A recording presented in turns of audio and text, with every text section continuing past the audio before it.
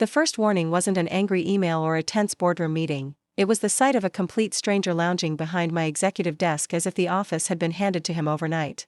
The young man casually spun my chair, balanced his expensive coffee on a confidential project folder, flashed a grin that carried more confidence than experience, and introduced himself with, "You must be Evelyn. My uncle said you'd help me settle in since I'll be making the big decisions around here." I studied him for a quiet moment instead of arguing because 16 years in the corporate world had taught me that arrogance usually destroys itself faster than any rival ever could. Before I could respond, he lifted his phone, recorded a video from my office, and laughed. "First day as the future boss, this company finally belongs to someone who knows how to make it famous." Then uploaded it to every social platform without realizing hundreds of employees could already see it.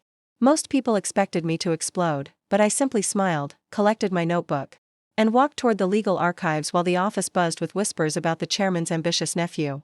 They mistook my silence for surrender, never realizing that I had spent the previous year reviewing every acquisition document, every licensing agreement, and every executive compliance policy because experience had taught me that paperwork often defeats power.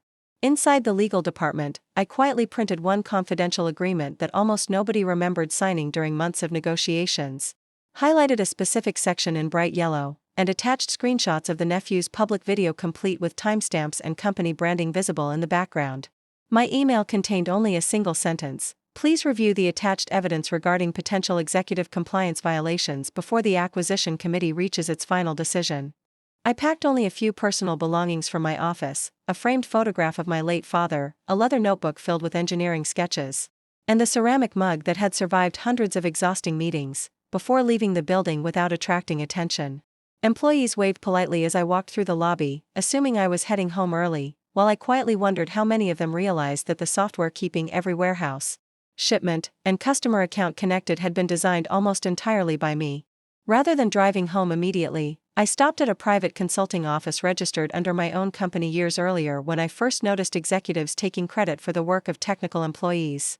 Locked inside a secure cabinet were licensing contracts, intellectual property registrations, software ownership certificates, and development records proving that several critical integration systems belonged to my consulting business and were only licensed, not permanently transferred, to my employer. Later that evening, confirmation emails began arriving one after another as lawyers requested clarification about software ownership and contract responsibilities, their polite language becoming noticeably more urgent with every message. I poured myself a cup of tea, watched the rain gather outside my window, and quietly reflected that panic always spreads fastest among people who ignored warnings when they still had the chance to listen.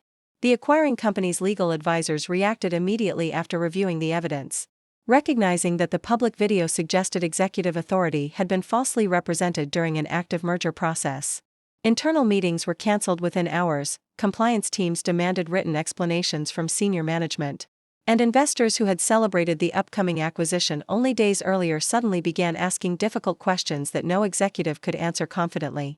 Meanwhile, the chairman desperately tried to dismiss the incident as an innocent misunderstanding, insisting that his nephew had only been joking and possessed no official authority whatsoever. Unfortunately for him, screenshots had already spread across professional networking sites, industry forums, and financial circles, transforming one careless social media post into a public symbol of poor corporate governance and reckless leadership. Emergency board meetings followed in rapid succession, with directors demanding to know why an inexperienced family member had been allowed unrestricted access to executive offices during sensitive negotiations involving hundreds of millions of dollars. As independent auditors reviewed technical documentation, they discovered that essential software modules powering the company's logistics network were legally licensed through my independent consulting firm, making every future expansion dependent upon agreements that only I could authorize.